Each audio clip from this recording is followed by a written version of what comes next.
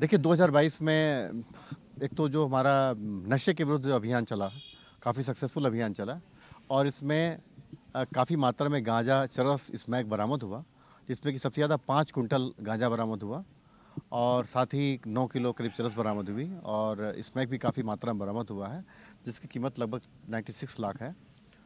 इसके अलावा road accident को रोकने के लिए काफ़ी कार्रवाई की गई, जिसमें कि 19,000 वाहनों पे कार्रवाई की गई है, वाहन चालकों पे कार्रवाई की गई है, जिसमें कि करीब 1.25 करोड़ का जुर्माना किया गया। साथ ही कोटपा एक्ट के अंतर्गत, पुलिस एक्ट के अंतर्गत भी कार्रवाइयाँ की गई और सबसे अच्छी बात इस बार हुई कि जो हमारे जितने भी क्राइम थे, सनसनीखेज क्राइम थे, सारे क्राइम खुले। साथ ही एक टीम, पुलिस ने हमारी एक टीम भावना का परिचय दिया। हर मुद्दे पे, हर लॉ एंड ऑर्डर के मौके पे पुलिस काफ़ी एक्टिव नज़र आई। और जो सबसे बड़ी बात है कि नशे के विरुद्ध एक और अभियान चलाया गया, जो जो नशा पीड़ित है उनकी काउंसलिंग का। उसमें एक ऑपरेशन निश्चय चलाया जा रहा है, ज़िले में इसकी शुरुआत की गई है, जिसमें कि जो नशा पीड़ित हैं और जो नशा छोड़ चुके हैं, डॉक्टर्स, काउंसलर्स और साइकोलॉजिस्ट, सबको ई प्लेटफॉर्म के माध्यम से, जूम मीटिंग इत्यादि के माध्यम से सबको एक जगह जोड़ा जा रहा है और काउंसलिंग की व्यवस्था की जा रही है, जिसको काफ़ी अप्रिशिएट किया गया है। इस आईपीएस मीट के दौरान भी पुलिस हेडक्वार्टर लेवल पर भी काफ़ी अप्रिशिएट किया गया है। इस कार्यक्रम को हमने शुरुआत किया है, उसको जारी रखा जाएगा। साइबर क्राइम में काफ़ी हमारे लोगों के पैसे वापस हुए और लगातार पैसे वापस हो भी रहे हैं। क्रिमिनल्स पे काफ़ी धरपकड़ चल रही है, तो इसके लिए जागरूकता अभियान को और तेज़ बढ़ा रहे हैं हम लोग। और जो हमारी गौरा शक्ति ऐप है, उसका काफ़ी बड़ी मात्रा में प्रचार प्रसार हुआ है, रजिस्ट्रेशन हुआ है। इसको अभी रजिस्ट्रेशन की कार्रवाई और ज़्यादा बढ़ाई जाएगी। देखिए 2023 की प्राथमिकता हमारी वही है जो कि इस जनपद की प्राथमिकता है। पहली प्राथमिकता कि नशे के बारे में कार्रवाई करना और जो नशा पीड़ित है उसको मुख्य धारा में लेकर के आना। दूसरा सड़क सुरक्षा और ट्रैफिक मैनेजमेंट। तो सड़क सुरक्षा पे हम लोगों ने एक सड़क सुरक्षा सत्याग्रह चलाया है, जिसको कि और ज़्यादा प्रचार प्रसार किया जाएगा, जिसमें कि बच्चे, छोटे बच्चे से लेकर के बूढ़े तक हर व्यक्ति की भागीदारी रहेगी। केवल अब तक जो हमारा मोटर व्हीकल एक्ट का जो अभियान चलता था, केवल ड्राइवर्स के खिलाफ चलता था, लेकिन नहीं, चूँकि सड़क की दुर्घटना से सभी प्रभावित होते हैं, इसे छोटे बच्चे से लेकर के बुजुर्ग आदमी सबको इस अभियान में शामिल किया जाएगा। तीसरी चीज़ कि साइबर क्राइम के लिए जागरूकता अभियान चल रहा है और इसको और प्रभावी ढंग से चलाया जाएगा। अब इसको सारे छोटे छोटे स्कूलों में बच्चों को भी इसको आगे बढ़ाया जाएगा, ताकि बच्चे भी वॉलंटियर बनकर के अपने परिवार वालों को एक्टिवेट कर सकें, उनको जागरूक कर सकें।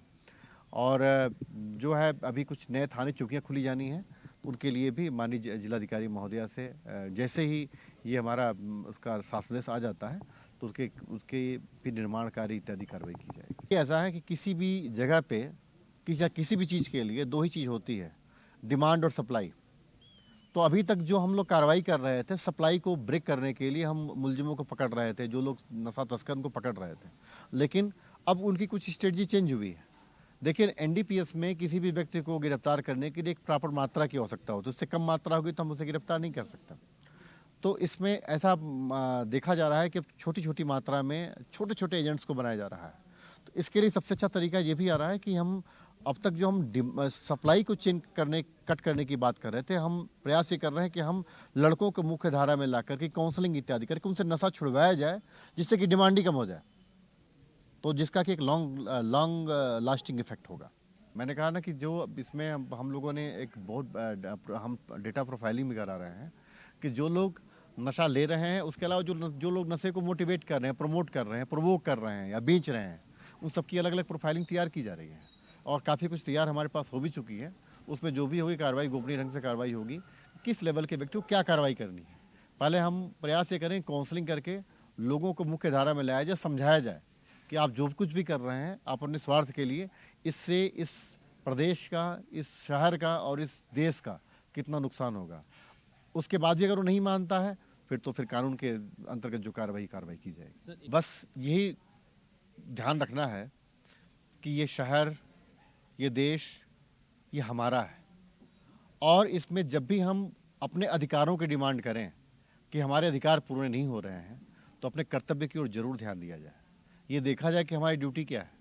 हमारी ड्यूटी अधिकतर हम लोग कर्तव्य के अधिकारियों की लड़ाई लड़ते रहते हैं कि हमें ये नहीं मिला, हमें सफाई नहीं मिल पा रही है, पार्किंग नहीं है, और बाकी अन्य चीज़ें की डिमांड करते रहते हैं। लेकिन जब भी सड़क पे चलें, देखें कि अगर जैसा आप बनाएंगे इस कस्बे को, इस शहर को, इस ज़िले को, वैसा ही आपको मिलेगा। और अगर हम सभी लोग चाह दें कि नहीं, ये कस्बा सुंदर होगा, साफ़ होगा, यहाँ पे कूड़े करकट नहीं फेंके जाएंगे, यहाँ पे कोई नशा नहीं करने दिया जाएगा, अपने परिवार में नशा नहीं करने देंगे, या कोई करता है तो उसको हम समझाएंगे। जिस दिन इसको आप अपना मान लें कि ये ड्यूटी हमारी है, केवल पुलिस की या प्रशासन की या नगर पालिका की ड्यूटी नहीं है, ये हमारी है, जिस दिन मान लेंगे उस दिन सुधर जाएगा और ये सबसे खूबसूरत शहर होगा ये। देखिए, मैंने एक फेसबुक पे एक पोस्ट लिखी थी, अम्मा के अटैची। और जब मैंने फेसबुक पे पोस्ट लिखी थी 2019-20 में लिखा था मैंने, तो उस समय कई लोगों के मेरे पास फ़ोन आए और सब लोगों ने रोते हुए मुझे फ़ोन किया था कि उन्हें अपनी माँ की याद आ गई थी।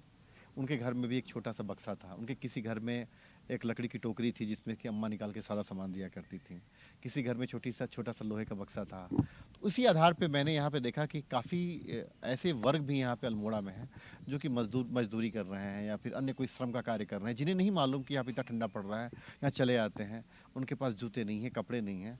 और कई एक वर्ग ऐसा है जिसके पास कपड़े इतने ज़्यादा हो चुके हैं, जूते इतने ज़्यादा हो चुके हैं कि उन्हें पहनने का समय ही नहीं है, वो कपड़ा ख़राब हो रहा है, वो जगह अलमारी घेरी हुई है।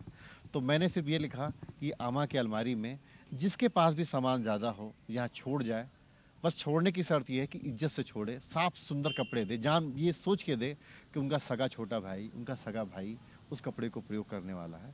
उसी प्रकार को वहाँ पे टांग के जाएँ।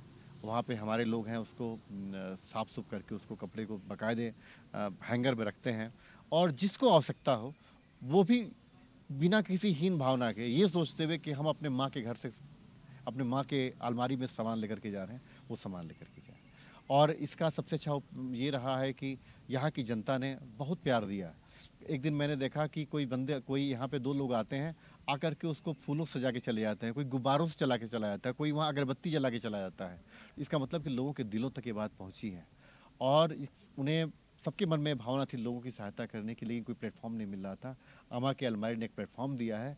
बाकी अल्मोड़ा जनपद के ही कई अन्य कस्बों से भी इसके बारे में क्वेरी होनी शुरू हो गई है और मुझे लगता है कि हफ्ते 10 दिनों में कई अन्य जगहों पर भी अम्मा की अलमारी अपनी सुगंध फैलाएगी।